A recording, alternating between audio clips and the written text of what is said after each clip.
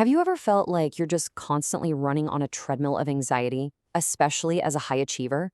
You're organized, you seem successful on the outside, but underneath it all, there's this nagging feeling of overwhelm, this struggle that just doesn't quite add up. Okay, let's get into this. Maybe for years you've just told yourself, I'm just an anxious person, right? It almost becomes a part of your identity, something you just have to manage and push through, but it's always there. But what if, and this is a big what if that feeling isn't just anxiety? What if it's actually a signpost pointing you toward a completely different way your brain is wired? A way that comes with its own unique challenges, but also some pretty incredible strengths. And that's exactly what we're exploring today. You see, ADHD isn't just about being hyper or distracted. For so many adults, it's this really complex neurodevelopmental profile that often hides in plain sight, masquerading as chronic anxiety. So let's start looking for the clues. First up, clue number 1, what we call the action-intention gap. Now, this has nothing to do with a lack of motivation. It's a very real disconnect between knowing exactly what you need to do and just not being able to make your body start. So here's the key difference, right? Anxiety, it typically fuels overthinking. Your mind is just racing with all the what-ifs. But this particular ADHD trait, it creates under-execution. Your mind can be crystal clear on the goal, but it feels like there's a brick wall between your intention and your action. I mean, does any of this sound a little too familiar? You can map out the most perfect, detailed plan in your head, but you just can't seem to translate it into doing the thing.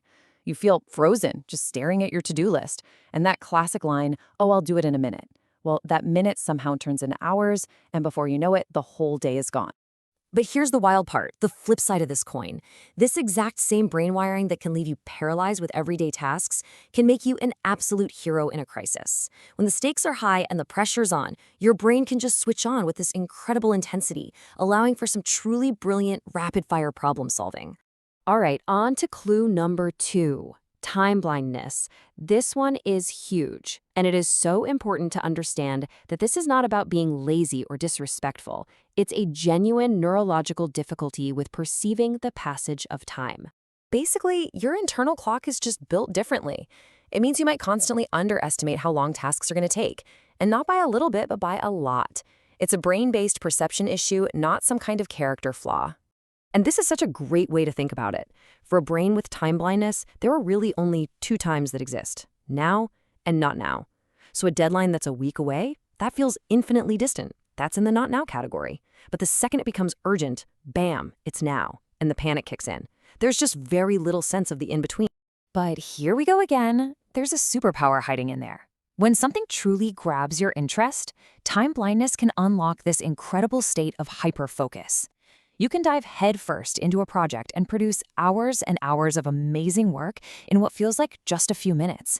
It's a productivity powerhouse if you learn how to aim it. Clue number 3 is all about the sheer exhaustion of masking. This is that constant, draining effort of trying to hide your natural tendencies just to fit into a world that, well, it wasn't really designed for your brain. This is the stuff that so often gets mistaken for social anxiety. Maybe you find yourself rehearsing entire conversations in your head before you speak, or you consciously mimic how other people are acting in a social setting. Or maybe you overcompensate by becoming almost obsessively organized. All while on the inside, your brain is moving at 1,000,000 miles an hour. It is absolutely exhausting. But think about the strength that gets forged in that fire. Because you spend so much of your life carefully observing and analyzing social dynamics, you can develop this incredible, almost sixth sense for people, an exceptional level of emotional intelligence and adaptability. It's a powerful asset. All right, clue number 4. This one dives deep into the emotional experience. It's about something called rejection-sensitive dysphoria, or RSD. And it's basically feeling emotions, especially the sting of rejection, with a much greater intensity than most people.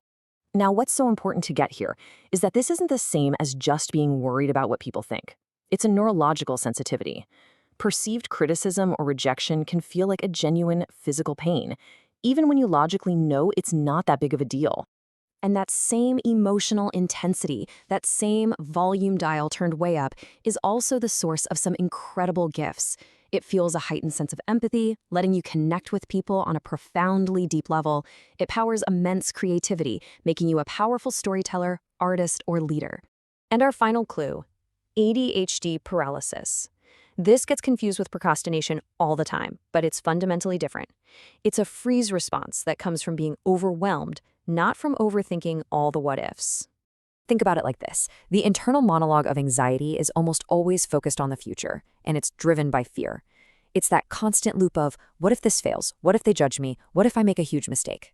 But ADHD paralysis, it's asking a totally different question. It isn't worried about the outcome, it's stuck on the initiation. The brain is so overwhelmed by the sheer number of options or steps that it just short circuits. The question isn't what if, it's where. So when you start putting all of these clues together, a completely new picture starts to emerge. These aren't just a bunch of isolated flaws or weird personality quirks. They're all interconnected patterns of a neurotype that is just wired differently. And in high achievers, this is so often how it shows up, as perfectionism, people-pleasing, and eventually, total and complete burnout. We give these things labels like stress or anxiety, but they might actually be coping mechanisms for an underlying undiagnosed neurodivergence. Okay, so what in the world can you do about it? Well, this isn't about fixing your brain. It's about learning to support it.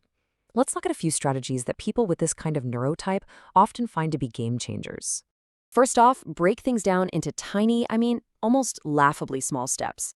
This is how you beat that paralysis. Second, use external tools. Things like timers, visual planners, they act as a kind of borrowed executive function. Third, simplify. Automate your routines to reduce decision fatigue. Fourth, create an environment that actually helps you focus. And maybe the most important one of all, practice self-compassion. Your brain isn't broken, it's just differently optimized. I really want you to let this one sink in. If any of what we talked about today resonated with you, please know this. Your struggles have never been failures of character. They are simply clues, pointing you toward a deeper understanding of who you are. So I'll just leave you with this question to think about. If you stop trying to force your brain to be normal, and instead you start listening to what it actually needs, what is your differently optimized brain trying to tell you?